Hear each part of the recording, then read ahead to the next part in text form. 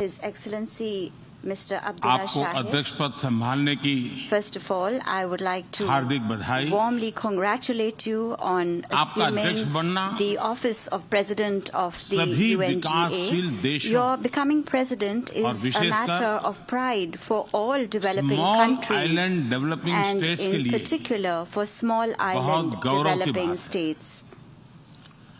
अध्यक्ष महोदय, Mr. President, गत 1.5 वर्ष से for the last 1.5 years, पूरा विश्व the world 100 साल has में been आई सबसे grappling with बड़ी the worst महामारी pandemic का it has सामना seen कर in 100 years.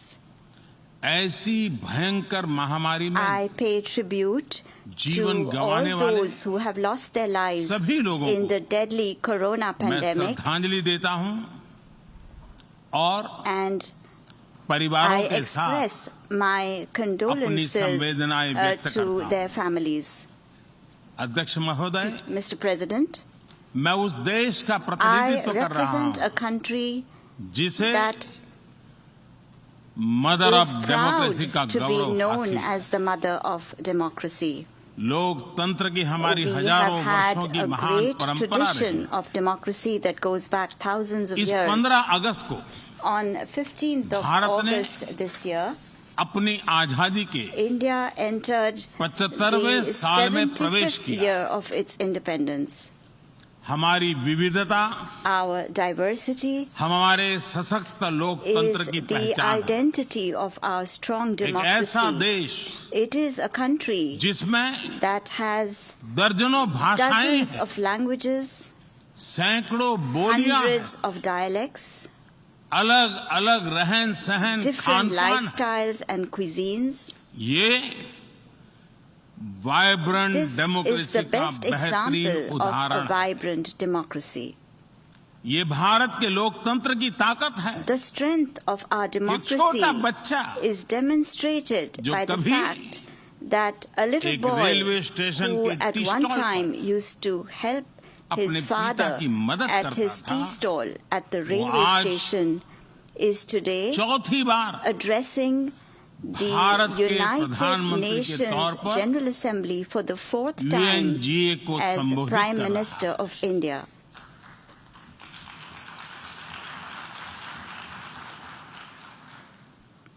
सबसे लंबे समय तक I will soon Gujarat have का spent 20 मुख्यमंत्री years serving और my फिर countrymen as पिछले head of 7 साल government. से First as the Bharat longest के serving प्रधानमंत्री Chief के Minister तौर पर of मुझे Gujarat and then Head of as Government Prime की Minister भूमिका में for the last 7 years. देशवासियों की सेवा करते हुए 20 साल हो रहे हैं और And मैं अपने I अनुभव am से कह saying रहा this to हूं, you from my own Yes. experience. Yes, democracy can deliver. democracy can deliver. Yes, Yes, democracy has democracy deliver. has delivered.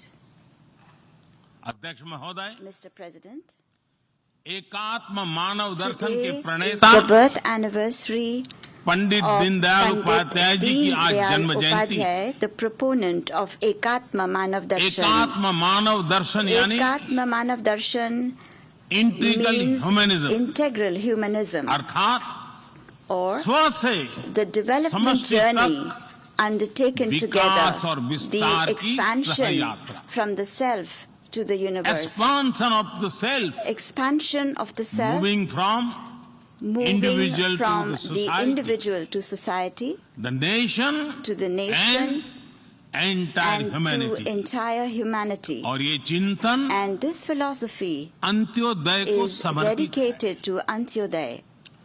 Antyodaya को आज की परिभाषा The में modern day where definition no one of is left behind कहा Antyodaya जाता है। is where no one is left इसी भावना behind. के साथ It is with this principle आज in mind that India integrated, today is moving equitable forward on the path of development की राह पर आगे integrated, बढ़ रहा है। equitable development. Vikas Our priority is सर्वसमावेशी that हो, development should be all-inclusive, सर्वस्पर्शी हो, all-pervasive, सर्वव्यापी हो, universal, सर्वपोषक and हो। one that nurtures all. यही हमारी प्राथमिकता है। बीते 7 वर्षों में During the last 7 years, Bharat में India has 43 brought crore over से ज्यादा लोगों को 430 million people बैंकिंग who व्यवस्था were से जोड़ा previously गया है, unbanked into जो the अब banking तक system. इससे वंचित थे। आज Today, 36 over करोड़ से अधिक ऐसे लोगों को भी 360 million people बीमा सुरक्षा who कवच मिला है, earlier could not पहले even imagine इस बारे में this सोच was भी नहीं possible, now have insurance coverage 50 as crore से security ज्यादा लोगों को by giving over 500 मुफ्त इलाज million की people सुविधा देकर the facility of free Bharat ने treatment in hospitals. उन्हें quality India health has service से given them जोड़ा। access to quality health Bharat ने services 3 करोड़ by के घर building बनाकर 30 million बेघर, proper homes. यानी India has made होमलेस परिवारों को homeless families होम ओनर्स बनाया। homeowners. अध्यक्ष महोदय, Mr. President, प्रदूषित पानी polluted water भारत ही नहीं is a very big पूरे problem, विश्व not just for और India, खासकर but for the entire गरीब और world, and in विकासशील देशों particular की for poor and बहुत developing बड़ी countries. समस्या है। भारत में इस चुनौती से निपटने के लिए In order to address this हम challenge 17 in करोड़ से India, अधिक घरों we तक are carrying out a very big pipe से campaign to ensure साफ that पानी piped पहुंचाने clean का बहुत बड़ा water अभियान reaches चला रहे हैं। over 170 million विश्व homes. की बड़ी-बड़ी संस्थाओं ने Reputed institutions of the ये world माना है have कि said किसी भी देश के विकास के लिए वहां के नागरिकों के पास जमीन और घर के प्रॉपर्टी राइट्स यानी ओनरशिप का रिकॉर्ड होना बहुत जरूरी है। दुनिया के बड़े बड़े देशों में बड़ी संख्या में ऐसे लोग हैं जिनके पास जमीनों और घरों के प्रॉपर्टी राइट्स नहीं है। आज हम भारत के 6 लाख से अधिक गांवों में ड्रोन से मैपिंग कराकर करोड़ों लोगों को उनके घर और जमीन का डिजिटल रिकॉर्ड देने में जुटे हैं। ये डिजिटल रिकॉर्ड प्रॉपर्टी पर विवाद कम करने के साथ ही access to credit, bank loan तक लोगों की पहुंच बढ़ा रहा है। अध्यक्ष महोदय, आज विश्व का हर 6ठा व्यक्ति भारतीय है। जब भारतीयों की प्रगति होती है तो विश्व के विकास को भी गति मिलती है। When India grows, the world grows. When India reforms, the world transforms. Bharat में हो रहे साइंस और टेक्नोलॉजी आधारित इनोवेशंस विश्व की बहुत मदद कर सकते हैं। हमारे टैक्स सॉल्यूशंस का स्केल और उनकी कम लागत दोनों अतुलनीय है। हमारे यूनिफाइड पेमेंट इंटरफेस यूपीआई आज भारत में हर महीने 350 करोड़ से ज्यादा ट्रांजैक्शन हो रहे हैं। भारत का वैक्सीन डिलीवरी प्लेटफॉर्म कोविन एक ही दिन में करोड़ों वैक्सीन डोज लगाने के लिए डिजिटल सपोर्ट दे रहा है। अध्यक्ष महोदय, सेवा परमो धर्मः, सेवा परमो धर्मः को जीने वाला भारत सीमित संसाधनों के बावजूद भी वैक्सीनेशन डेवलपमेंट और मैन्युफैक्चरिंग में जी जान से जुटा है। मैं यूएनजीए को ये जानकारी देना चाहता हूं कि भारत ने दुनिया की पहली दुनिया की पहली डीएनए वैक्सीन विकसित कर ली है, जिसे 12 साल की आयु से ज्यादा के सभी लोगों को लगाया जा सकता है। एक और mRNA वैक्सीन अपने डेवलपमेंट के आखिरी चरण में है। भारत के वैज्ञानिक कोरोना की एक नेजल वैक्सीन के निर्माण में भी जुटे हैं। मानवता के प्रति अपने दायित्व को समझते हुए भारत ने एक बार फिर दुनिया के जरूरतमंदों को वैक्सीन देनी शुरू कर दी है।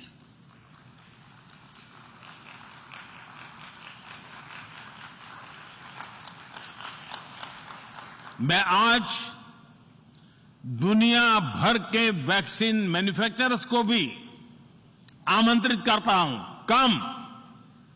कम मेक वैक्सीन इन इंडिया। अध्यक्ष महोदय, आज हम सब जानते हैं कि मानव जीवन में टेक्नोलॉजी का कितना महत्व है, लेकिन बदलते हुए विश्व में टेक्नोलॉजी विथ डेमोक्रेटिक वैल्यूज, ये सुनिश्चित करना भी आवश्यक है। भारतीय मूल के डॉक्टर्स, इनोवेटर्स, इंजीनियर्स, मैनेजर्स किसी भी देश में रहें, हमारे लोकतांत्रिक मूल्य उन्हें मानवता की सेवा में जुटे रहने की प्रेरणा देते रहते हैं। और ये हमने इस कोरोना काल में भी देखा है। अध्यक्ष महोदय, कोरोना महामारी ने विश्व को यह भी सबक दिया है कि वैश्विक अर्थव्यवस्था को अब और अधिक डाइवर्सिफाई किया जाए। इसके लिए ग्लोबल वैल्यू चेन्स का विस्तार आवश्यक है। हमारा आत्मनिर्भर भारत अभियान इसी भावना से प्रेरित है।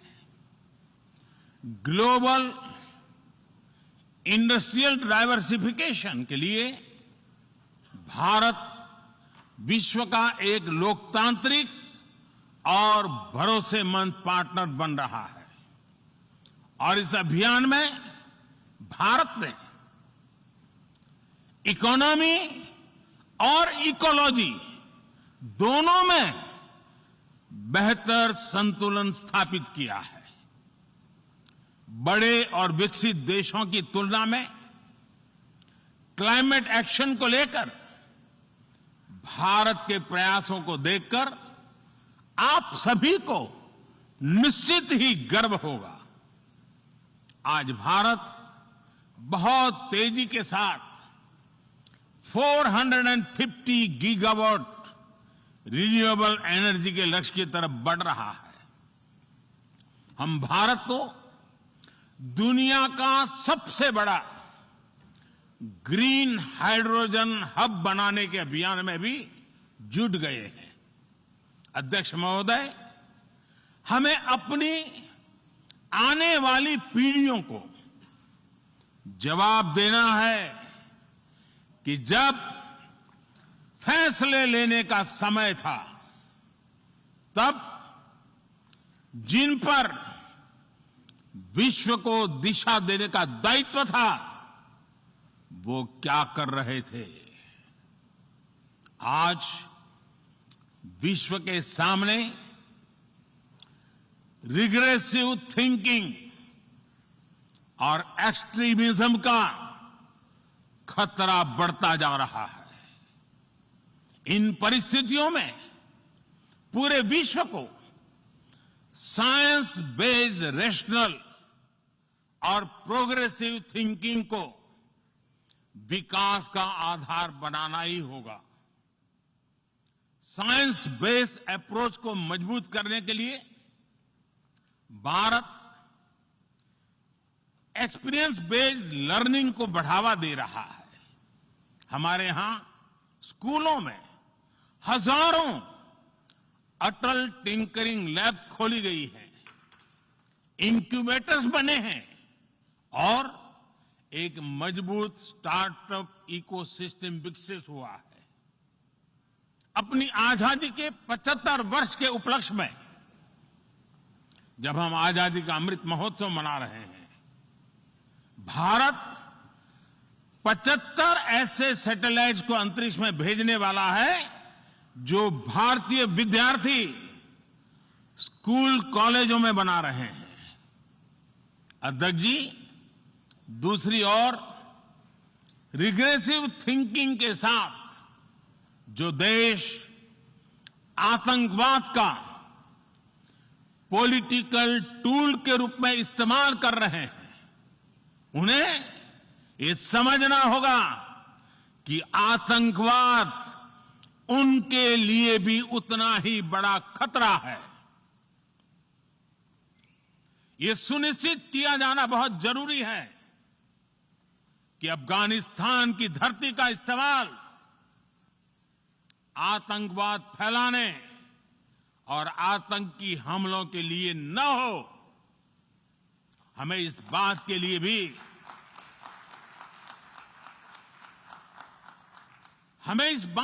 भी सतर्क रहना होगा कि वहां की नाजुक स्थितियों का कोई देश अपने स्वार्थ के लिए एक टूल की तरह इस्तेमाल करने की कोशिश न करें। इस समय अफगानिस्तान की जनता को,